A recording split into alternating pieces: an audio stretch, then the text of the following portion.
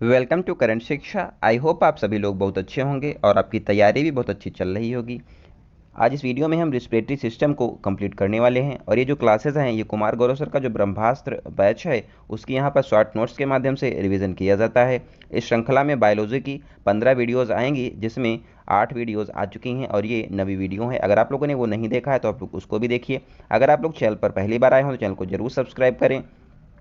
इसके अलावा इसका पीडीएफ पाने के लिए आप लोग हमारे टेलीग्राम को ज्वाइन कर लें जिसका लिंक डिस्क्रिप्शन में दिया गया है। आइए आज की शुरुआत करते हैं।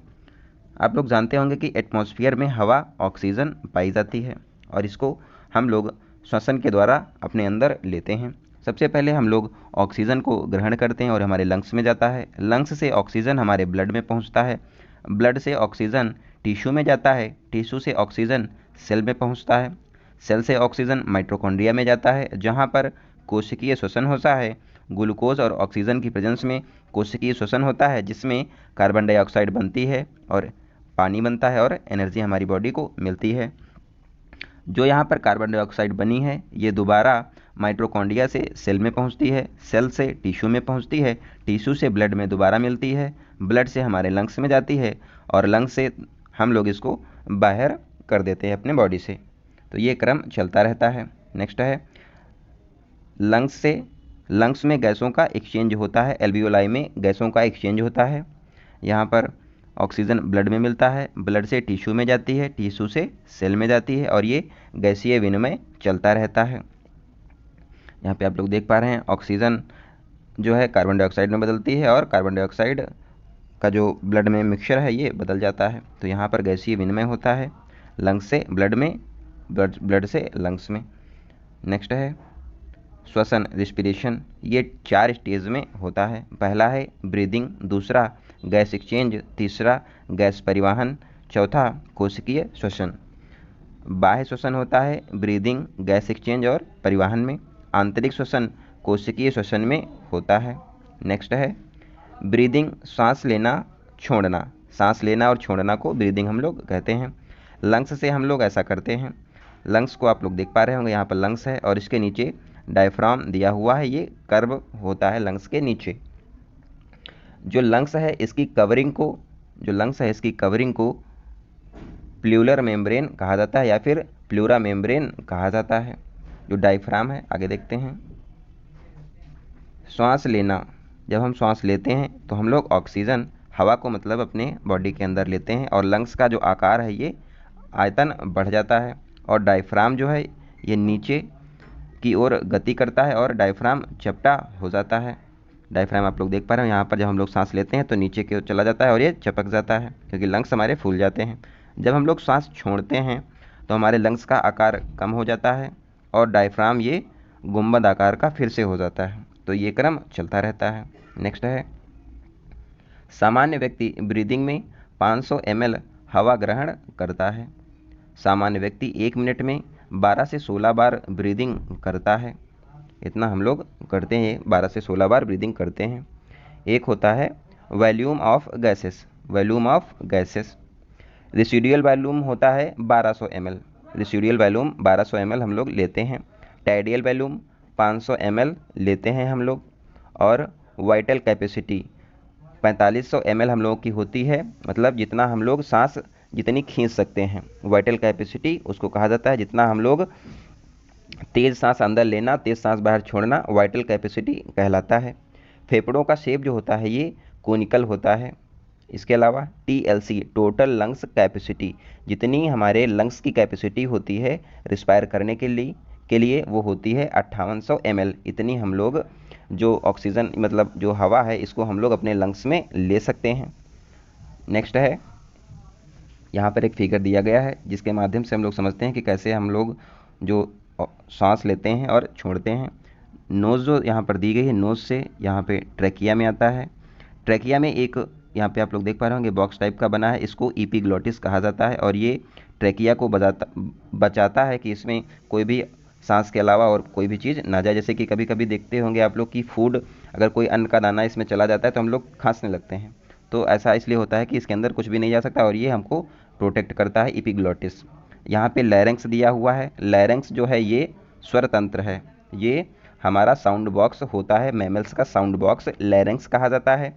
इसके अलावा जो बर्ड होती हैं इनका जो साउंड बॉक्स है उसको सैरेंक्स कहते हैं, SY सैरेंक्स। सैरेंक्स जो होता है ये बर्ड्स का मेन साउंड बॉक्स होता है। यहाँ पर जो सी आकार की रिंग्स दी हुई हैं आप लोग देख पा रहे होंगे, इसको हेलाइन कार्टिलेज की ये बनी होती हैं और ये सी आकार की होती हैं, ये ट्रैकिया को चिपकने से बचाती हैं। यहाँ पे एल्वियोलाई कूपिका दी गई है। एल्वियोलाई और कूपिका में गैसों का एक्सचेंज मतलब विनिमय होता है। फूड पाइप यहाँ पे आप लोग देख पा रहे होंगे, ये ट्रैकिया के समानांतर चलती है। फूड पाइप ग्रास नली, इसको ओसियोफैगस भी कहा जाता है।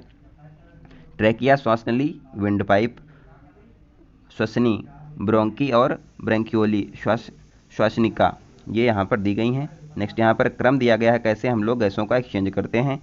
नोज से फेरेंक्स में जाती है हवा, फेरेंक्स से ट्रैकिया में, ट्रैकिया से श्वासनी, श्वासनी से श्वासनिका में और एल्वियोलाई कूपिका में गैसों का विनिमय एक्सचेंज होता है। नेक्स्ट है कूपिका को श्वसन तंत्र की क्रियात्मक इकाई फंक्शनल यूनिट कहा जाता है। ट्रैकिया में उपास्थि से निर्मित सी आकार की रिंग पाई जाती हैं जो कि हवा की अनुपस्थिति में श्वास नली को चिपकने से रोकती हैं, पहले भी आपको बताया। यहाँ पे आप लोग देख पा रहे होंगे गैसों का विनिमय लंग्स के एल्वियोलाई में होता है। गैसों का विसरण यहाँ पर होता है, यहाँ पर ऑक्सीजन जाती है और कार्बन डाइऑक्साइड बाहर निकलती है। ब्लड में कार्बन डाइऑक्साइड मिलती है और दूसरी तरफ से ऑक्सीजन यहाँ पर मिलती है, तो ये क्रम चलता है। गैसों का विनिमय एल्वियोलाई में होता है। ये क्वेश्चन बहुत बार एग्जाम में आ चुका है। यहाँ पे एक पॉइंट देखते हैं, हवा में आप लोग जैसा जानते होंगे कि नाइट्रोजन 78% होता है, ऑक्सीजन 21% होती है, कार्बन डाइऑक्साइड 0.03% है। जब हम लोग सांस लेते हैं तो ऐसा हम लोग इसको लेते हैं ऐसे ही। जब हम लोग सांस छोड़ते हैं तो नाइट्रोजन तो जितनी हम लोग लेते हैं ये हमारे कोई काम की नहीं है, इसको हम लोग जैसे लेते हैं वैसे ही छोड़ देते हैं। 78% लेते हैं, 78% छोड़ देते हैं। ऑक्सीजन जो है ये हम लोग 16% छोड़ते हैं और 5% की यहाँ पर कमी आती है, 5% हमारी बॉडी में यूज़ हो जाती है। इसके अलावा कार्बन डाइऑक्साइड हम लोग 0.03% लेते हैं, छोड़ते हैं 4%। तो 4% जो कार्बन डाइऑक्साइड जब हमारी बॉडी ऑक्सीजन लेती है और ये काम करती है तो ये कार्बन डाइऑक्साइड में कन्वर्ट हो जाती है और यही हम लोग इसको बाहर बॉडी से निकाल देते हैं। तो आप लोग ध्यान रखिए कि ऑक्सीजन में कमी आती है और कार्बन डाइऑक्साइड में वृद्धि होती है जब हम लोग छोड़ते हैं। नेक्स्ट है गैसों का परिवहन, ट्रांसपोर्टेशन। ऑक्सीजन का हम लोग परिवहन जो होता है ये 98% हीमोग्लोबिन के द्वारा होता है। कार्बन डाइऑक्साइड का परिवहन बाइकार्बोनेट के द्वारा होता है 70%। नेक्स्ट है हीमोग्लोबिन जो है ये ऑक्सीजन में बाद में मिलता है। अगर हमारे जो बॉडी है ये जहाँ पर कार्बन मोनोऑक्साइड का जो पोल्यूशन है वहाँ पर अगर होता है तो हीमोग्लोबिन कार्बन मोनोऑक्साइड के साथ जल्दी रिएक्शन करता है, ऑक्सीजन से बाद में करता है। तो यहाँ पे आप लोग देख पा रहे होंगे कि कार्बन मोनोऑक्साइड को दम घोटू गैस भी कहा जाता है क्योंकि इसमें दम घुट जाता है और मौत भी हो सकती है। जब हीमोग्लोबिन के साथ ये कार्बन मोनोऑक्साइड मिलती है तो ये कार्बोक्सी हीमोग्लोबिन बनाती है। आप लोग इसको ध्यान रखें और ये बहुत ही जहरीली गैस है। नेक्स्ट है बंद कमरे में अंगीठी जलाने से मौत हो सकती है क्योंकि अगर ऑक्सीजन नहीं रहेगी तो दम घुट जाएगा और कार्बन मोनोऑक्साइड वहाँ पर ज़्यादा हो जाएगी तो मृत्यु भी हो सकती है। कोशिकीय श्वसन के बारे में देखते हैं। यहाँ पर ग्लूकोज जब ऑक्सीजन नहीं होता है, जब रिएक्शन करता है तो ये ग्लाइकोलाइसिस पथ होता है जिसमें पायरुविक अम्ल बनता है और 2 ATP एनर्जी बनती है। जब पायरुविक अम्ल ये रिएक्शन ऑक्सीजन की प्रेजेंस में करता है माइटोकॉन्ड्रिया में तो कार्बन डाइऑक्साइड H2O मतलब पानी और 36 ATP एनर्जी बनती है जो कि हमारी बॉडी में काम आती है। इसको क्रेब्स चक्र भी कहा जाता है और ये कैटाबॉलिक रिएक्शन है क्योंकि इसमें बड़ा अणु है ये छोटे अणुओं में टूट रहा है, इसको कैटाबॉलिक रिएक्शन कहते हैं। नेक्स्ट है श्वसन अंग। श्वसन अंग की बात करें तो कौन कैसे सांस लेता है इसके बारे में देख लेते हैं। जो स्तनधारी मैमल्स, पक्षी, एव्स, श्रीसर्प, रिप्टाइल्स जो हैं ये लंग्स यानी कि फेफड़ा से श्वसन इनके अंग होते हैं, इससे हम लोग सांस लेते हैं ये लोग। इसके अलावा जो अमीबा और यूग्लिना ये अपनी बॉडी सरफेस शरीर की सतह से सांस लेते हैं। केंचुआ अर्थवर्म स्किन मतलब अपनी त्वचा से सांस लेता है। काकरोच और तिलचट्टा स्प्रिंकल छिद्र श्वास नली से ये सांस लेते हैं। मछलियाँ जो होती हैं ये गिल्स मतलब कि फेफड़ों से सांस लेती हैं। मेढक फ्रॉग ये पानी में जब रहता है तो लंग्स से सांस लेता है, और जब मिट्टी पर रहता है तो ये अपनी स्किन से सांस लेता है। नेक्स्ट है, और एक बात मेढक के लिए और जान लीजिए, मेढक जो है इसका जो अंडा होता है ये कैल्शियम कार्बोनेट का बना होता है। नर मेढक टरटराता है फीमेल मेढक को अट्रैक्ट करने के लिए फॉर कॉपुलेशन। मेढक में फर्टिलाइजेशन जो होता है ये शरीर के बाहर होता है। मेढक का जूलॉजिकल नाम राना टिग्रीना होता है। इसके अलावा जोंक का बायोलॉजिकल नाम हेरोडेरिनिया होता है।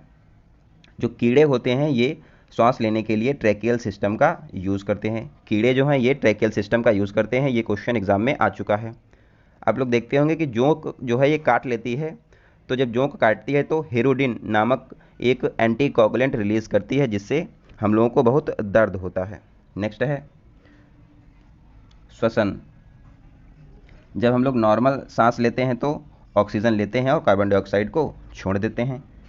यहाँ पर आप लोग देख पा रहे होंगे कि जब हम लोग दौड़ते हैं, तेज़ से भागना स्टार्ट करते हैं, एकदम कार्य करना शुरू कर देते हैं, तो ऑक्सीजन की डिमांड जो है ये बढ़ जाती है, लेकिन ऑक्सीजन हम लोगों को उतनी नहीं मिल पाती जितनी हम लोगों को चाहिए। तो आप लोगों ने देखा होगा कि जब हम लोग दौड़ते हैं या फिर कोई ज़्यादा कार्य करते हैं तो हमारे पैरों में दर्द होने लगता है। ऑक्सीजन की अनुपस्थिति में श्वसन जब हम करते हैं तो जॉइंट जो होते हैं हमारे, इनमें लैक्टिक एसिड बन जाता है, जिससे हम लोगों को दर्द होने लगता है। तो आप लोग देखते होंगे कि जब कोई भी बहुत तेज़ी से दौड़ता है तो उसको बाद में दर्द होता है, तो लैक्टिक एसिड हमारे जॉइंट्स में बन जाता है, इससे हम लोगों को पेन होने लगता है। नेक्स्ट पॉइंट है, एक बात आप लोगों को और बता दें, जो हमारा यहाँ पे आप लोग देखिए जो लैरिंक्स है इसकी बात कर लेते हैं। लैरिंक्स जो है ये हमारी बॉडी जो मैमल्स हैं इनका साउंड बॉक्स होता है। मेल में जो लैरिंक्स होता है ये मोटा होता है और महिलाओं में लैरिंक्स पतला होता है। पुरुषों में जो लैरिंक्स है ये लंबा होता है और महिलाओं में लैरिंक्स छोटा होता है। महिलाओं में इसकी लेंथ जो है ये 17 mm होती है और मेल में लैरिंक्स की लेंथ 24 mm की होती है। 24 mm लेंथ होती है लैरिंक्स की मेल में। जो सैरिंक्स होता है, सैरिंक्स ये जो बर्ड होती है इनका साउंड बॉक्स होता है।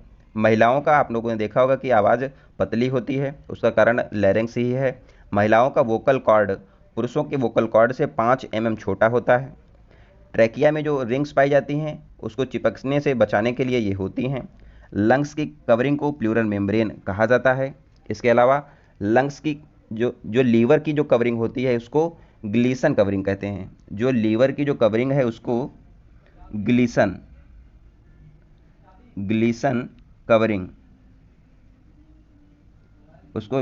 कवरिंग कहा जाता है।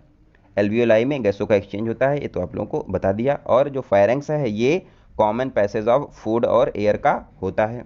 इसके अलावा श्वसन से संबंधित कुछ बीमारियां हैं उनको भी मैं बता देता हूं।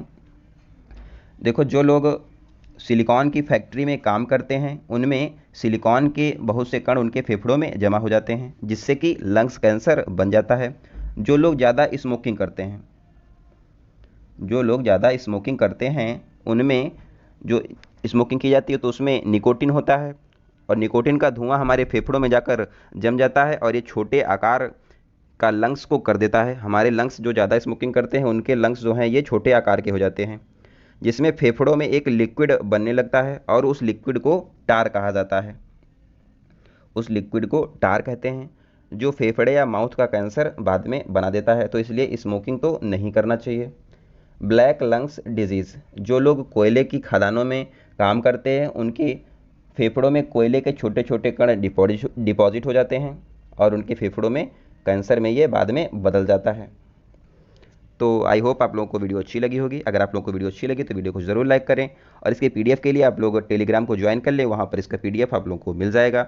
मिलते हैं अगली वीडियो में, तब तक आप लोग अपना ध्यान रखिए। धन्यवाद। जय हिंद।